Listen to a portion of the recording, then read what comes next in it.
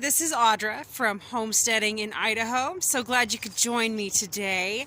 So I'm taking part in a collaboration with 5 other really great channels to bring you a little bit of information on why we're doing what we're doing. Why do we homestead? Why do we farm? Why are we going to all this trouble to do what we're doing when we could just go down to the grocery store, farmer's market, and just do something real pretty easy like that? Or, just basic garden or a couple containers. But instead, why are we going to all this extra effort? Why are we giving up our vacation time, that people are so worked up about having? Why do we do what we do? So anyway, stick around, check it out. We've got some really fun things to share with you guys. The other channels you're going to want to go check out are Adam's Adventures in SSL, Basic Lady 101, Freedom Food Farm, The Wandering Farmer, and Tika Farm. I will have links to them below for all of you guys to find easily. But go check them out. Go, you know what? Go show them some love. Hit that like button, subscribe, and you know what? Share their content. All of us are doing this as a way to give back. I've talked to these people. They're so awesome to talk to. And we're all just sharing our experiences with you guys. We're all just like the rest of you. So we're wanting to share what we're doing with you guys. And guess what? One of you is going to find something we're doing and go, hey, I can do that. So follow along, check them out, go show them some love.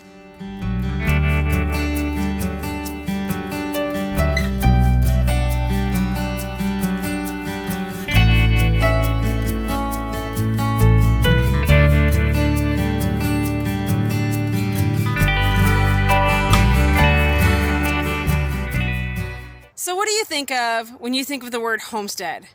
If you're like me, like so many of us, like when I was younger, I was like, oh, homestead. I thought about my great-grandma and about how they lived on tons of acreage and they had to settle it, the farmhouse, the old log house, something like that, right? So homestead, as defined by Merriam-Webster, is the home and adjacent land occupied by a family. It doesn't give a size. It doesn't tell you what it has to be. Some definitions will tell you it's got outbuildings or buildings, but isn't that where all of us live? Right? Maybe not an apartment, but that could be a homestead. Why not? Any of us are living where we could make ourselves a homestead. Folks, there are people making a homestead on tiny little spaces of land. They've got a 10-foot strip of grass and they're putting in a garden. I'm not homesteading on a lot of room. I'm on 1.5 acres in Nampa, Idaho. I came from larger areas when I was a kid, grew up on 28 acres for a while, grew up on 40 acres for a while, then another 40 acres, downsized to 5 acres, and now I'm on 1.5. It's not where I want to be. My heart is where I've got lots and lots of open spaces, but this is where I am right now. So my homestead is what I'm making it. On 1.5 acres, I've got dairy goats, I've got chickens, we raise turkeys sometimes, we've got rabbits. Let's see, I said the goats, right? Dairy goats and meat goats and the chickens. Let's see, what else have I got? It varies. We've got room enough here. Actually, we just set up where we could raise hogs. We could raise 2 at a time and actually have 2 nearly to full size and be able to grow 2 piglets right about the time those adults are getting ready to butcher. We could grow roughly 4 to 6 hogs a year here on 1.5 acres. Sometimes we've got ducks and geese. It varies. And the gardens, and so like behind me, these are fruit trees. When I moved here, our property had a walnut tree, an apple tree, and a maple tree. And we've added multiple fruit trees to our 1.5 acres. We've added tons of gardening space. We've actually worked with our neighbors to garden on their property that they're not a section that they don't really use. So a homestead is what you make of it. It's where you are. I know, I have a lot of folks that kind of scoff and they're like, yeah, sure, you homestead. No, I do. It is what you make of it. I don't want to go to the store and go buy a bunch of stuff at the store. So I grow as much as I can. I ferment, dehydrate, freeze dry, whatever we can do. We're on 1.5 acres. You wouldn't think you could do that much. We're able to raise, of course, the dairy goats for their milk, which we use in a multitude of ways. But we also have meat goats we're able to use for their meat. And we have room for, like I said, pigs, and we've actually got room to raise sheep if we wanted. I'm interested in starting some hair sheep here so that we can raise our own sheep for meat. And if I swung it just right, I could do a family milk cow, a miniature variety, and even a small mini steer for meat. So again, 1.5 acres, what can you do? I've got enough room here where we've raised turkeys, and I've got plenty of room to raise the meat birds like the Cornish Cross, the Freedom Rangers, things like that. Often we're raising chickens called Turkins, which get really big, and some of the heritage breeds like Buff Orpingtons, Rhode Island Reds, they get pretty big, and they're a meat bird in their own way. Just a slightly smaller bird than those traditional new meat birds like the Cornish Cross and Freedom Rangers. So when I think of a homestead, I'm actually thinking of my own place now. This has become my homestead. It's what I'm making it. So, homestead, what's your version? What's my version? Where do I want to be someday? You know, someday I want to be on more acreage, more animals, fewer neighbors, and a little bit more room to breathe. So, what is your vision of a homestead?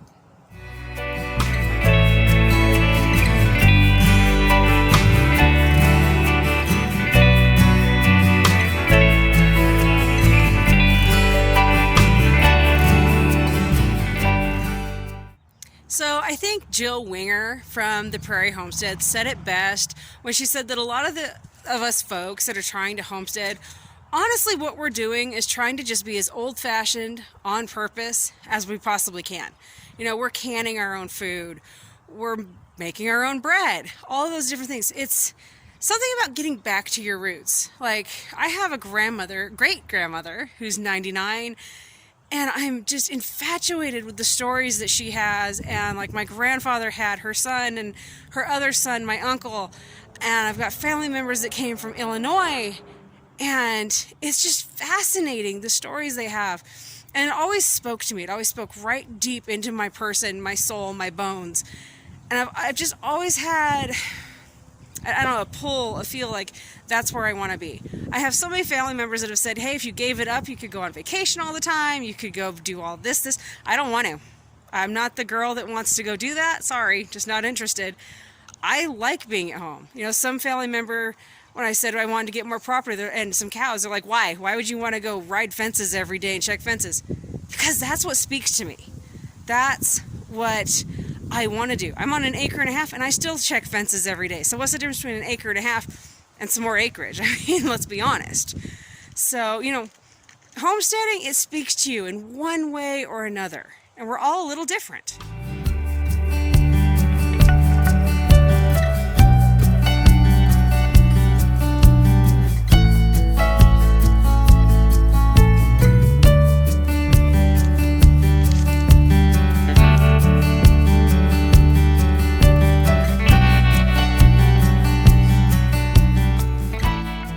So homesteading for me really kicked off hardcore in 2004. Before our oldest child was born, I did a lot of gardening that year. I mean, I've always gardened for as long as I can remember. I remember my dad taking a huge section of land and turning it into a garden, and I loved that. When I lived with my mom when they divorced, and she had a garden, and I appreciated the garden. I didn't get to do it as much as I wanted to. I remember wanting my own space, but I appreciated that garden. And then when I moved in with my dad, I had my own garden plot. Didn't work out the greatest, had some issues, but I loved gardening. I loved taking my shoes off, getting out there in the mud, working in that garden. Something about getting my hands dirty, working in that ground just spoke to me, and it always has. So then fast forward, 2004, our oldest is born. He was born in the summertime, so not a lot of gardening happened. We were living with family, and they had a garden, and thankfully they allowed me to garden. So that was, I cannot thank them enough. The following year, between 2004 and 2005, I started reading Mother Earth News magazine and some other magazines, just everything, and books. And the internet had more and more information by that point in time. So I'm getting all this information, and in 2005 I jumped in feet first, ordered a ton of seeds from Baker Creek Heirloom Seeds, and just went gung-ho, full force. Ripped up a huge section of our yard. We had a huge garden. It was okay. It didn't do its best. I learned how to can that year, and from there it's just been history. It's what else can I do? What else can I add? What can I learn to do next? And that led me to canning a lot with water bath, pressure can. I've got a freeze dryer now. We dehydrate. We do our, we freeze food for the freezers. We ferment now. I mean, jumping feet first in did something huge for me. And it's not just for me. It's for my family. So it's spoken to me now. It's 2020. So what? It's 16 years later, 17 years later. It speaks to me. I've continued, but I've done more with it.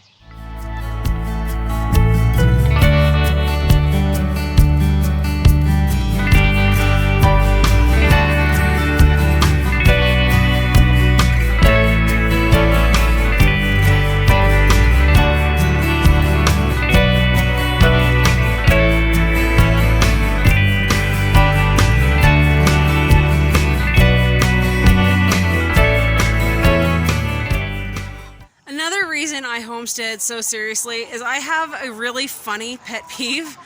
I hate spending money on food. I do. I hate going to the store and buying food. It's gonna be gone. I mean, honestly, if I'm gardening, I'm doing the same thing, right?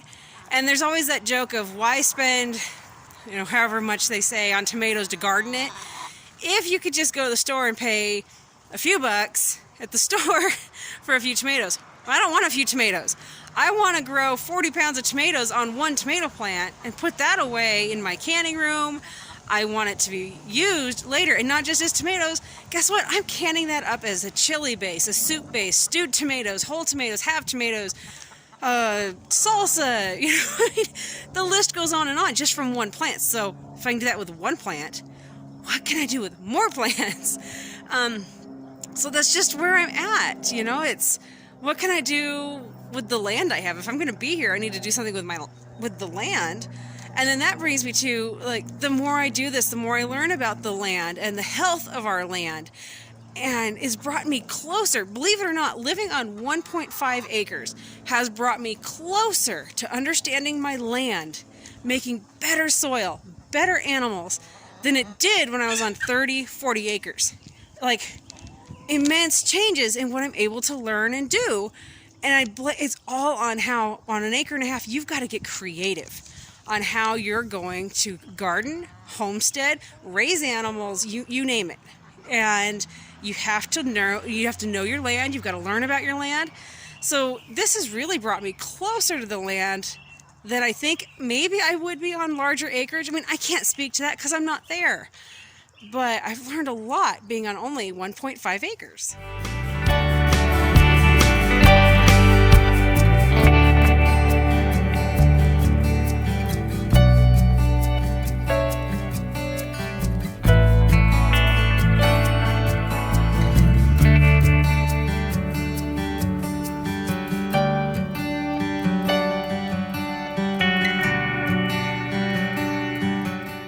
I think, I keep circling back to food and stuff like that, but honestly, one of the really big reasons why I homestead and garden and all this that I do is I want to know what's in my food.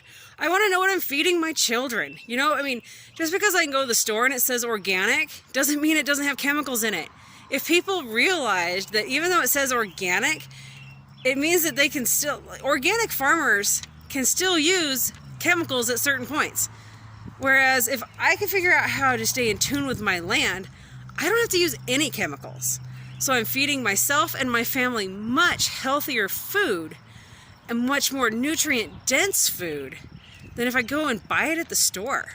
I mean, and I'm all about supporting our farmers, our ranchers. I am. But I want to be as sustainable as I possibly can. And if I can do that here on my own property, I'm going to do it.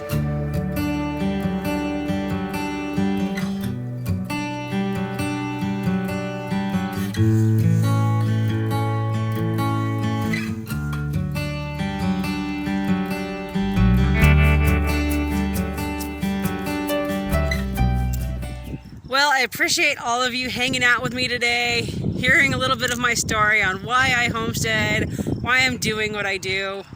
If you know me, if you're family or a friend, maybe it's an insight into why I'm that crazy person that's always like, why aren't you growing your own garden? Why aren't you, saving those bones from Thanksgiving or Christmas and making some stock? This is why I am who I am, and I know I sure confuse the heck out of some family and friends quite often, maybe on a daily basis.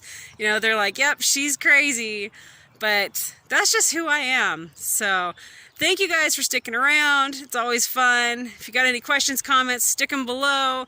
Send me a message, however you want to do that. And don't forget, go show some love to those 5 other channels that took part in this. Everybody that did this had to take time out of their day to film a video or 2 for you guys. So go show them some love. Go show them, give them some appreciation. They're working on a homestead just like I am. They've got maybe jobs that are 9 to 5 or something, and then they're homesteading. So go give them some love and have a great day.